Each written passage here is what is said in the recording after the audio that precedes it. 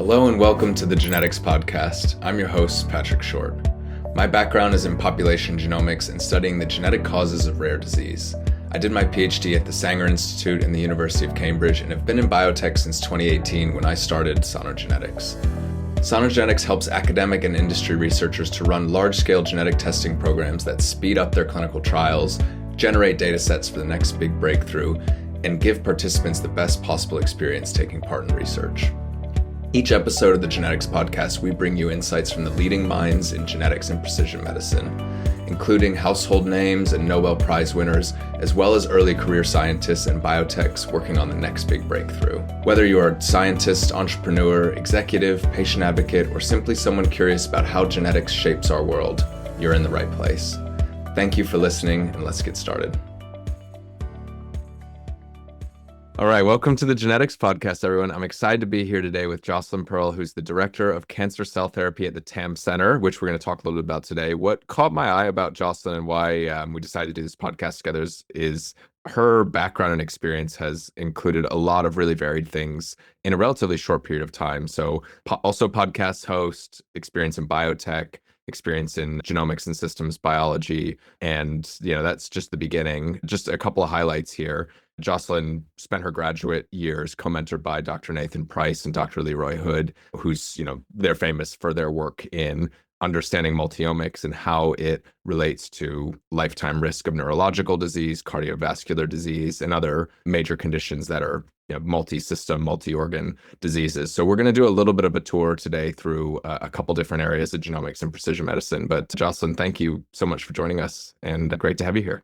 Thanks, Patrick, for having me on the show. I'd love to start actually with the Institute for Systems Biology and some of what you worked on and learned there. That was back in the mid 2010s, 2017, I think is when you left. You started in 2014. I'd love if you could just talk a little about what you're working on then in systems biology and what you've seen that evolve to through now, because genome sequencing was about 10 times the cost then compared to today. And things like proteomics were probably barely on your radar or not too expensive to do at large scale. I'd love if you could just talk a little bit about how much that's changed in the last few years. Yeah, it's been really incredible to see what was then somewhat of a nascent idea. I mean, Lee Hood founded the Institute for Systems Biology several years before I joined the lab, but he was one of the pioneers in this space of, I think, science is moving in this direction of needing to understand multiple data types. He was involved in the Human Genome Project, so he was familiar with, the genomic boom, but he was one of the first to recognize that there were all these new layers of information that were going to be accrued and also something that we could apply to understanding disease and understanding disease transitions in particular was something we were really interested in at the time. Like, how does someone go from this state of wellness or health to a state of disease? Like, what happens along the way, and tracking that longitudinally. And when I joined ISB as a grad student, it was one of a number of places you could do your PhD work as a student at the University of Washington, but it wasn't even really that popular, I guess. Like, it was kind of still a niche thing to do and was seen as a bit outside of the norm, right? Yeah. And I think now that's changed. Like, if you look at just cancer care in general, there's a much greater appreciation, I think, among people seeking treatment to understand their disease on multiple levels, on the genetic level, in addition to pathology, for instance. And also just when you go to conferences now, a lot of people incorporate different data types. A lot of people are applying methods to tie together those data types that were being developed at that time when I was a grad student. So it's cool to see it become more of this accepted field, and also just the way we kind of navigate information about disease or other parts of biology. And after that, you did a postdoc where you focused on T cells. Then you spent time at two different biotechs, both on different aspects of either epigenetic editors or cancer immunotherapies more broadly. I'd love to just hear a little bit about actually what made you decide to go into industry. We have a lot of people that listen to this podcast that are either have moved from academia to industry or in academia and thinking about it. And that's a it's a big decision when you're at that point in your career. And I'm curious how you approached it, whether it was an easy one for you and you always knew you wanted to go into biotech or not. Yeah, I like to joke with people that I grew up in biotech. And by that, I mean my first job following, an internship in a lab at UC Berkeley was at a biotech company in the Bay Area called Sangamo Biosciences, now called Sangamo Therapeutics. And so, really, my first real professional experience was working for this early team at Sangamo and like really working on very translational projects that had the potential to benefit patients. And that felt extremely thrilling to me at the time. I mean, some of those projects involved knocking out chromosome 21, trisomy 21 cells, developing a way to apply gene editing to create sheep models for cystic fibrosis. And, all of those projects really felt to me like this is what I want to be doing. And I carried that through grad school. And of course, there at the time there was still very much a dichotomy or divide of like academia versus industry.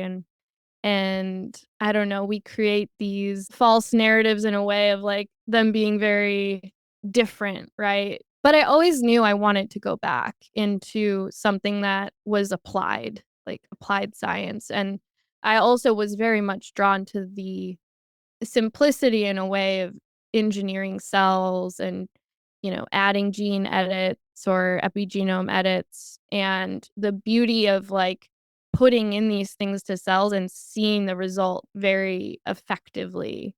That was one of the areas I really loved. So when I was seeking a postdoc, I did several interviews. I interviewed at labs at UCSD, UCLA, Mount Sinai, kind of did the whole tour and had the opportunity to work with some mentors that I had worked with previously at Altius Institute in this postdoc and really go back to that space of engineering cells and modifying them in these specific ways.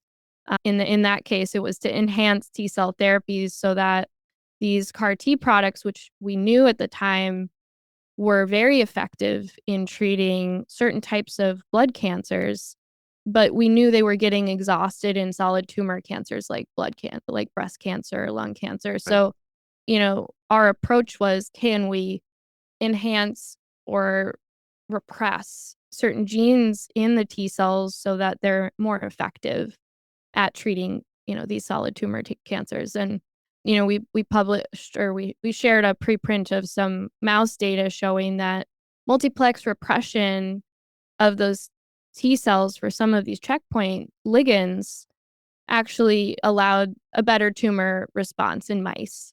And that led to some collaborations with some of the other organizations in the area. But yeah, it was for me just kind of going back to what I loved, which was essentially cell engineering.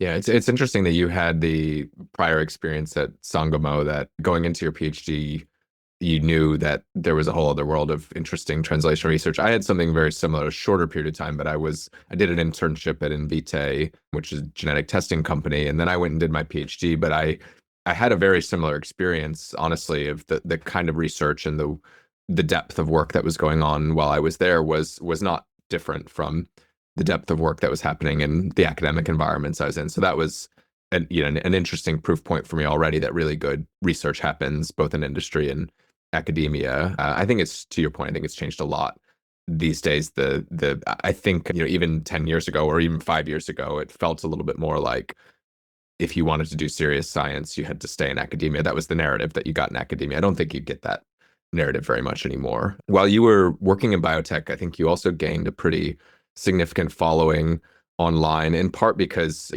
I think you developed a little bit of a network and a perspective on decentralized science. It's something that people may have heard of, but I don't think we've ever discussed it on this podcast. And it's something I'm curious to pick your brain on, because I think my perspective on it is that we know that the way that science is funded is not perfect, right? That we have debates about big science, small science. Do we need a Manhattan Project for everything, or do we just fund smart investigators with crazy ideas and let them do their thing. But there's a whole new model, which is using, the blockchain and enabling groups to effectively form capital around ideas in a decentralized way. There's obviously a lot of scams mixed up in some really good science, but you spent a lot of time in that world. So I'm curious to get your perspective on it, and what kinds of things did you work on? What did you find interesting, and what's your take on it?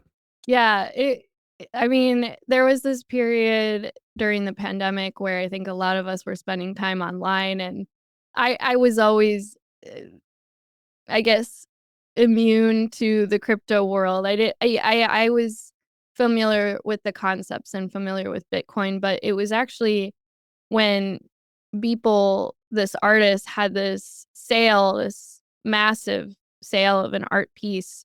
I remember that. Um, yeah, an NFT, and I was introduced to the concept of fractionalization of ownership using the blockchain, which I found really interesting. And I started thinking about publications and how science is published and just the incentive structures behind them, and just went down this crazy rabbit hole of applying some of these themes from things like DeFi to science. Like, what would it mean to change the incentive layer of science? What would it mean to create new organization types and decentralize ownership of these organizations? What does it mean to build teams across the globe that are in many different countries and Yeah. work together towards some end? Or even lowering the bar and lowering the barrier of entry for these online groups. Like, I've used the analogy of like Reddit forum on steroids, where instead of just discussing the science, you're actually finding ways to do the science together in a decentralized way. So I was always really attracted to the themes, the principles, and really the conversations that were happening. And that's why I ended up starting a little company called Ultra Rare Bio, where we did a lot of research on the space. We would publish these maps of all of these different areas. So DAOs and people working on changing publishing, people working on new organization types. There's a lot of different flavors in there, and everything is in a Google Doc that's on my website called the DeSci Wiki. So it's all open source. Anyone can read about it. And then I was also involved in starting a group called LabDAO, which is a decentralized autonomous organization. And our original vision was, how do we create tools so that anyone across the world can do science, essentially? Like, can Yeah. we create an online marketplace for the tools you would need, everything from computational biology to experimental biology? That project is now led by Nicholas, and it's more focused on the computational tools. It's called LabBio now. Recommend people check it out. It's really awesome suite of tools, including, some of the latest and greatest algorithms for doing things like molecular docking and online drug discovery, as I call it. But yeah, it's been an interesting journey to observe the space and see how it's developed. And there was just a really big announcement for Bioprotocol, one of the original kind of groups. There's been some new token launches, which is essentially how people raise money in the crypto Web3 space. But yeah, I recommend people check it out and learn about it. We did some podcast episodes interviewing people from more the perspective of, how do you go about creating access to information or allowing others to come in and do science? So families with rare diseases, how do we open source tools for them to do their own drug development? And that's something Ethan Perlstein leads. He just started a DAO. So yeah, it's an exciting space. I still think there's a lot happening, and I'm excited to promote it in whatever way I can, and really help mentor people in this space. Yeah, let me try to explain it, and you can punch it up and tell me where it's right, where it's wrong, or other places where I'm out of date. So if I think about just a generalized DAO, like the one that you mentioned that Ethan Perlstein is working on, or others like Molecule DAO is relatively high profile one that I'm familiar with. Essentially, I think the way that it works is, instead of funding research in the traditional way where you go and get a grant or you start a company and you raise money, you can crowdfund the money by selling people tokens, and those tokens will have a name that may be related to the project or may just be something fun. But those tokens ultimately often represent ownership in the underlying IP or future revenue streams. I think you can structure it in lots of different ways, but the idea here is, suppose you had an idea for a novel therapy for a rare disease, and you weren't getting traction with biotechs, or you just were interested in doing it another way. You could actually crowdfund from families affected by the disease, for example, to do the research, run clinical trials, and then those families may actually own a stake in the underlying asset. Is that roughly right? Where am I out of date, Yeah. or how No, can I I think improve that? that's perfect. I mean, I like one of the things that became clear to me from working in this space is that it's just different names for the same thing at the end of the day. You can think about a token like money. You can think about, who's running this DAO, the group of people who are kind of overseeing it as the board members. It's it's not that different from our traditional corporate structures that we're familiar with. And the token represents equity and fundraising, right? And shares in that group. The way it gets run might be different and in some ways might be better or worse. So there's a lot of people learning how to run a different type of organization. And there's actually a really good book called Reinventing Organizations that I have in the DeSci Wiki. I recommend people checking out because, again, this concept isn't new. There's people who have been starting companies that are co-ops. There already were kind of different types of organizations you could start, but this is now on the blockchain, right? So it's a kind Yeah. of different layer. Yeah, it's interesting. I think that I like these kind of experiments and how you organize people and ideas and money, because you don't know which ones are going to work. But there's a lot of good ideas that don't get funding because they don't have the network or connections or something like that. So there's obviously, you have to have safeguards in place to make sure that people don't get scammed. But I think there's a useful and important nugget in there that I'm interested to learn more about. Yeah, and my thesis was always basically like we talked about. There was this dichotomy of doing science in academia or doing science in industry, and those two worlds incentivize specific types of science. So in academia, you're predominantly incentivized to publish in the best journal possible to advance your career, and that's tied to your, salary and your stability and a lot of very, inherent Important things that things. we, Yeah. yeah, drive towards. So, and to do the research, you have to write grants. So it's a very specific flavor of science that happens in my perspective. And those scientists are not necessarily equipped or have the budget or have the know-how to then translate those insights that they're discovering into something that can help people, right? Or really be accessible to the public. And on the industry side, you're incentivized to do everything you can to make that company a success. And that's often tied to your equity and your salary and your shares in this company. And usually it's structured as, filing patents, and even, your science might happen as a trade secret. Like it might not ever see the light of day in the sense of something that someone else can read or disseminate. So I call it like the black box of biotech because there's so much amazing science and research that happens in these environments that just never see the light of day. And therefore, once that company gets bought or sold and those assets might sit on a shelf, or I think that's sad. Like, I think we need to explore other ways of doing science, of incentivizing people, and, really really like not live in these stark environments. Like I'm all about like exploring different models and seeing what works and doing the experiment. So Yeah, and I think it's a really great way to think about it. What does the different structure incentivize? And there is a whole category of people that I left out when I made the academia private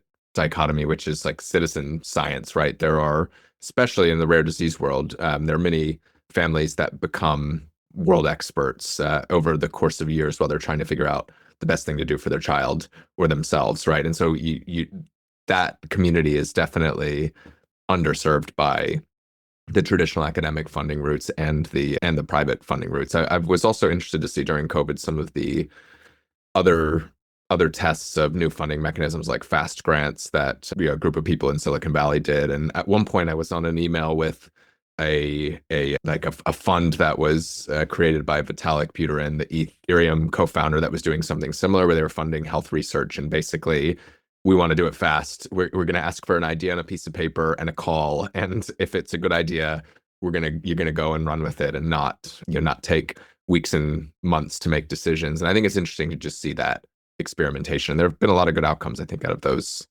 fast grants in particular. Yeah, absolutely. The fast grant surge was so exciting. I've written about that in a couple articles, and then also on the kind of Web3 side of things, Gitcoin grants, they still do, I think, quarterly rounds, and they've had a lot of DeSci rounds within that as well, and people can raise pretty easily. And I think now that, we're seeing coin up again, there's been another resurgence Yeah, of financing some of these projects, which is really cool to see. There was a story the other day for someone who launched a coin called Mira, for a father whose I daughter has saw been, that. yeah, suffering from a disease, and they raised like, I want to say it was in the millions almost It was a overnight. huge amount of money. Yeah, and he's actually, I think, donating some of that money to other rare disease foundations now to help them with 14, their research. $14 million they raised. Wow, Yeah. yeah. So, I mean, that was always one of the draws, I think, for people into DeSci was like this other this other source of capital as well, where a lot of humans are incentivized by how we can get things done. So, Yeah, I'll link to a story around that one because I was following it. I saw it pop up on Twitter in real time, and it was wild. Basically, he's a tech CEO and founder, and his daughter unfortunately was suffering from a very rare disease, and he put a call out on Twitter saying he put out a standard GoFundMe and said we're gonna donate to research for the lab, right? But then somebody else created a meme coin and donated half of the tokens to him, and I won't do the story justice, but it ends up running up to be worth $100 million or something in total, and they end up being able to donate 14 million. The backstory to all this is that someone has basically speculated on that asset, put a bunch of money in, and there are, in a way, there are winners and losers to this, where there's some person who was betting on this on the internet, basically, but the winner was ultimately the Hansen lab, wherever they were, that got $14 million to do research into brain tumors, as well as the speculators that bought on the way up. So it's really interesting. Like it makes you think, right? It makes you think about who the winners and losers are in this, and how these things are structured. yeah. Yeah, it's interesting, like, and I do want to temper the excitement. I feel like I was very much an evangelist of the space for a while there, but there are a lot of scammers out there, and it can be a very fickle space to operate in, to a point where I remember having a conversation at a conference I went to around meta science and talking about these themes of new organizations and new fundraising types, but just I was sharing that I was now very suspicious of anyone I interacted with on the internet after spending time in this crypto world, Yeah, to a point where, like, I'll admit to you, Patrick, that when you reached out to me about being on this show, I'm always like suspicious of links. Is this real? right. Is this person real? He's gonna Doing ask for vetting. my Bitcoin private Yeah, key. he's gonna Here send it me a comes. link and try to get access to my wallet, and so I'm very like that's the mindset that I Yeah, accrued from being in that space, and that's unfortunate. Like I want people to be very cautious with their money and yeah. how they interact with people in that sector, because there's some really good human scams out there where they just find a way to interact with you like another human being, and at the end of the day they're trying to get access to your your wallet or whatever it is. So. Yeah. And we don't need to go down the AI rabbit hole, but I've been seeing stories where they use the voice impersonation and it's scary good. There was one with, I think with Charlie Puth recently, the famous musician. There's a whole rabbit hole I went down over the weekend on this, but they pretended to be Apple and ended up getting into his account. The backstory behind it was there's a criminal group that apparently split apart and one half to get revenge on the other half, like shared some of the things that they've done previously. So there's this video of the actual behind the scenes him getting scammed. There's an element of necessity to that risk posture, right? You also don't want to be completely credulous on the internet and get in trouble. Yeah. Yeah. And I think it's important to talk about that side of it. Yeah. Like scams are everywhere in this world we live in, and we have to make sure people can arm themselves against these Yeah. things. On a different topic, you spent many hours like I have on podcasting. You took a little bit of a hiatus, I think, in 2024, but you have dozens, maybe approaching hundreds of episodes of the Lady Scientist podcast where you interviewed lady scientists that are at the top of their game and all sorts of different things. What's the story behind that? And do you have any favorite interviews or favorite interactions that you had from that time? Yeah, you know, I loved the podcast model as a way of learning. I mean, I think a lot of us are drawn to that. I'm sure you Yeah. as well. Just conversations in general. I've always been a person who loves a good conversation, and I saw a space for me to start to talk to women scientists and share their stories because I would go to conferences and I wouldn't see some of my female friends who are scientists. I just wouldn't see them up up on the stage Yeah. necessarily or sharing their career stories. And I thought there was a better way to do that online so that anyone could access that content, right? And you never know how a conversation is going to impact someone's life or their journey. So yeah, I mean, again, kind of during the pandemic, I had actually just accepted a new position at Tune Therapeutics around the time I started, and I just started out interviewing my friends and getting to know this medium of podcasting, and it was really fun. I learned so much from their experiences. I learned so much about how to share their stories and highlights. I mean, so many. I was just thinking about a conversation I had with one of the postdocs I worked with at the ISB actually in grad school, Allie Paquette. She had been studying placental biology and human reproduction and the impact of environmental toxins like phthalates.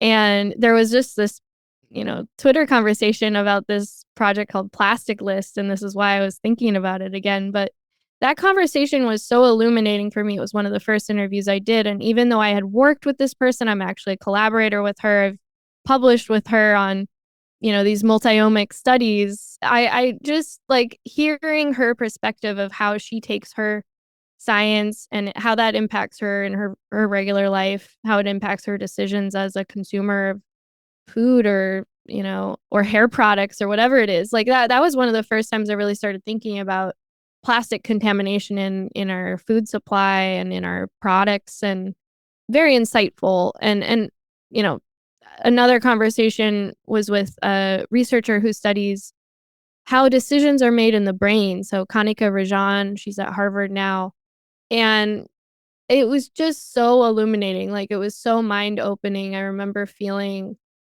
like there's something about just having that one-on-one conversation with someone and really getting into how they think about their own research, because there's like this day-to-day nitty-gritty of like, okay, I did this experiment, I put this graph in this paper, and it's all very flat in a way. But I'm always interested in like translating those insights and like how does the person who's doing that study themselves think about these things? How do they think about the limitations of what they're doing? How do they apply it to their own understanding of the world? Those are some of the fun parts for me, but also just sharing their stories, sharing their legacies, and that can be more meaningful than you even realize in the moment. Yeah. Yeah, I mean, some of my favorite episodes are from people who've never been on a podcast before and haven't really had a chance to tell their story in any way. And it can be really nice to just from like to listen to somebody reflect and share things that you've never heard before because they've never been on the stage or they've never talked about it. So I definitely agree with that. Some of the most interesting ones are not the famous people. Some of those are very interesting too, but sometimes you hear the same thing that you've actually read in their papers for years, and it's not necessarily a fresh take. Yeah. You probably part of the reason you haven't been recording as much as you uprooted your life about a year ago, right, and moved to Mexico for what you're working on now, which is what we referenced at the top of the show, the TAM Center, where you're focused on cancer cell therapies. It'd be great if you could talk a little bit about what you're focused on, and it will probably help us understand where, from your perspective, the edge of innovation is in cancer treatment right now, because I think that's what you're focused on. Yeah, I mean, I'll take a step back and just say a lot of people when I made this move about a year ago, and it's still to this day, I think, uh, are trying to wrap their heads around how someone makes the leap to build something in another country or build something in Mexico. And really, one of the biggest draws for me, I had been interacting with the leaders of this organization for a couple of years, attending their scientific advisory board meetings and learning about their process. And one of the founders and owners, Ed, kept asking me, if you could build a cancer clinic from the ground up, what would you want it to do? What would you want it to look like? What therapies would be options for patients? What diagnostics?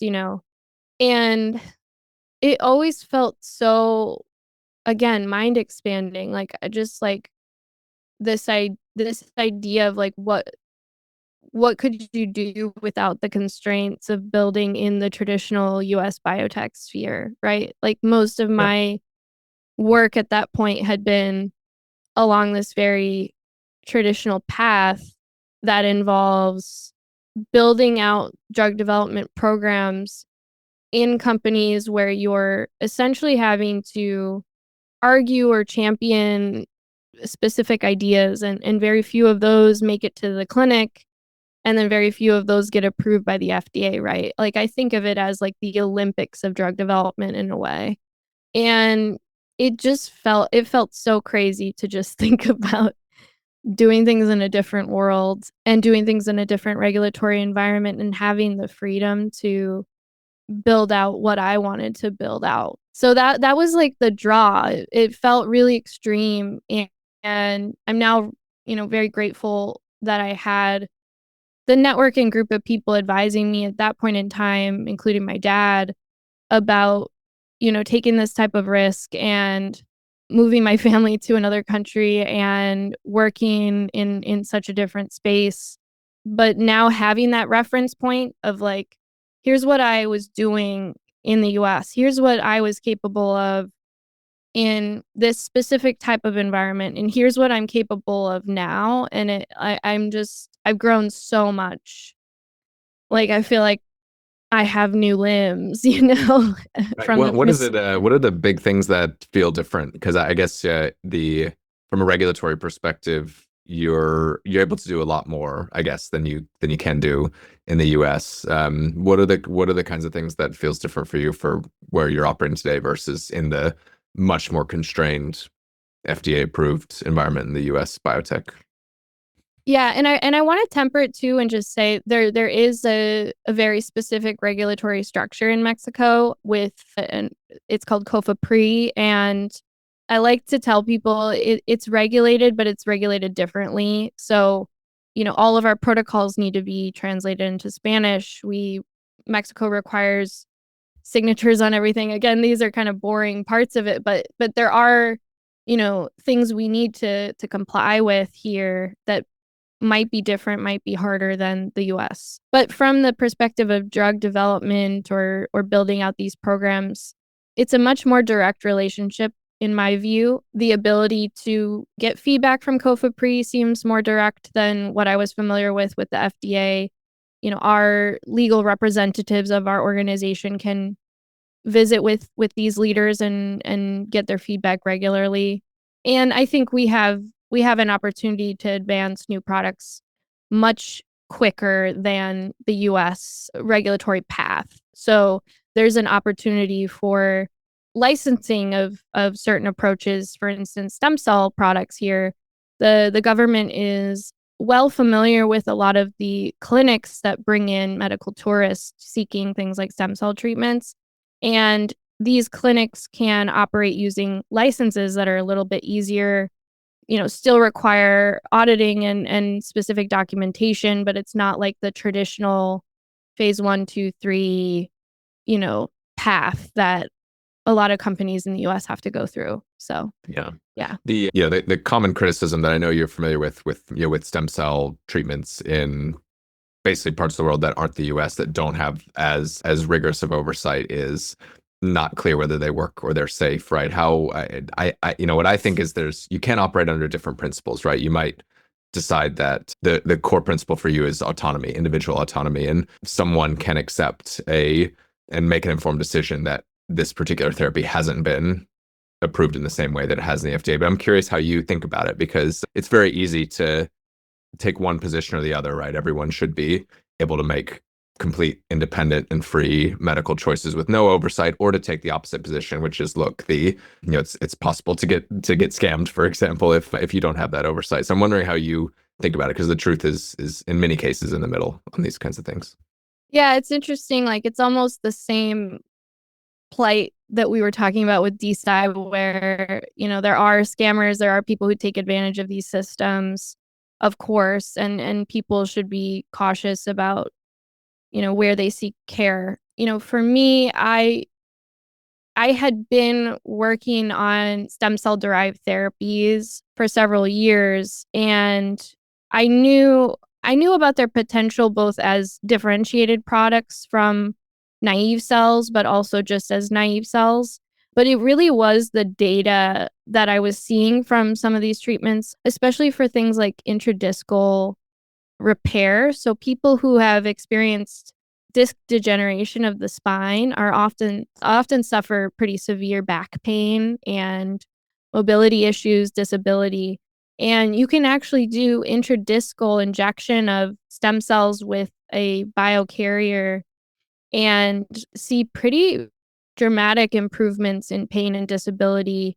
On the order of around 80% of patients improve, and it's pretty remarkable. And I think, again, there's been a lot of media around the hazards, the frauds, these people in this space that maybe their cell product wasn't as good, maybe they, weren't doing things in a rigorous way.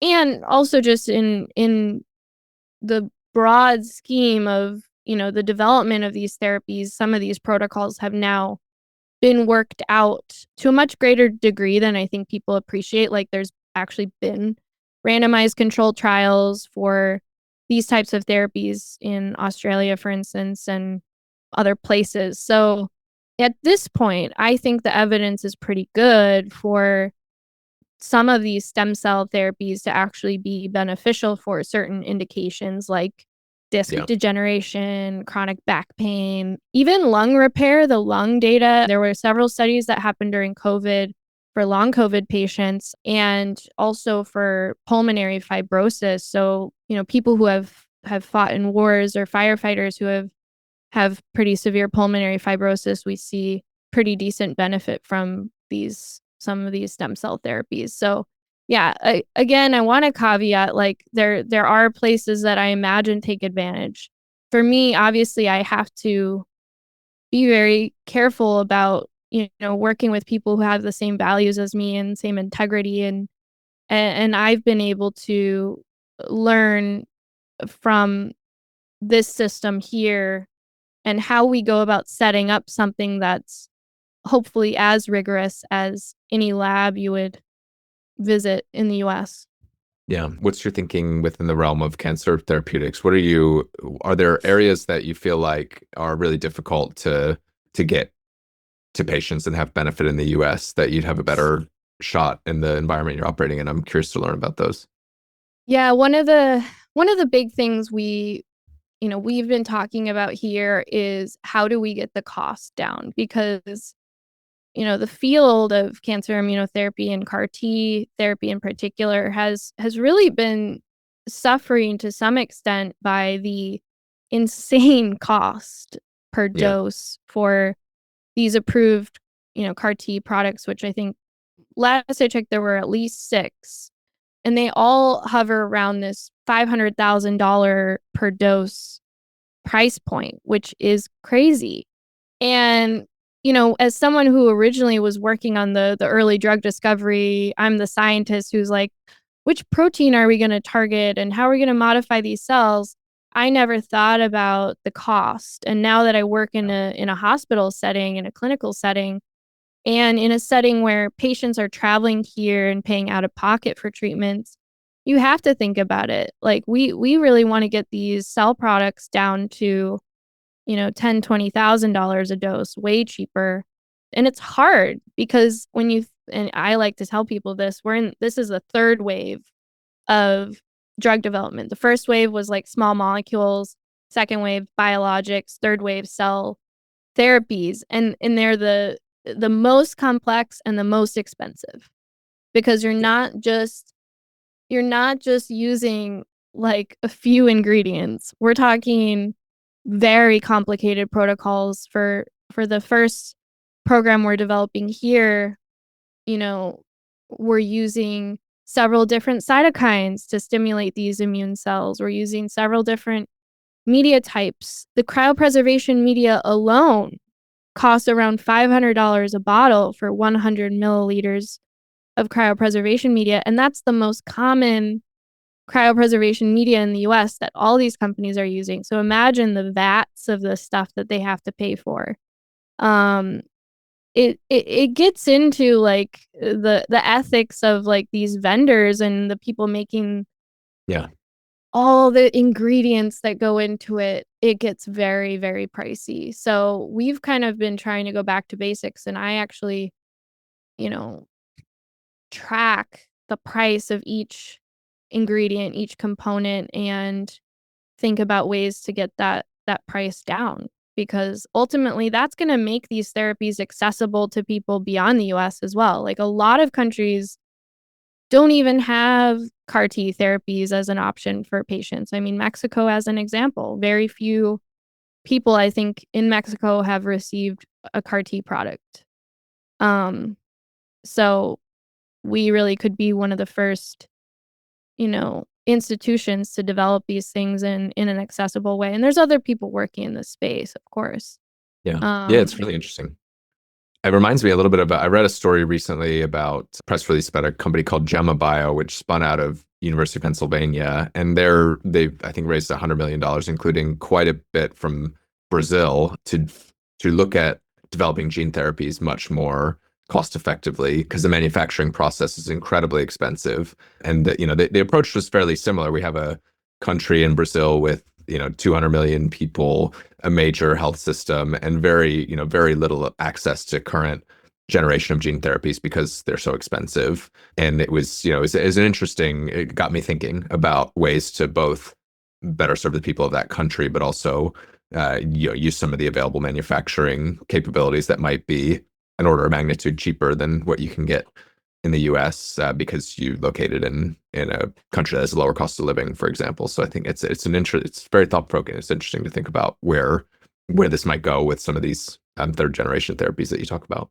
yeah, and we've really been applying that thought process to everything. Like, how can we make our own proteins or peptides or media? Like, if there's anything that we can do to simplify, reduce cost while ensuring quality of the product, we are exploring it. And that's also been really thrilling working here, because it's like, okay, let's just see how far we can get with this. Like, how much can we bring in house and do more cost effectively?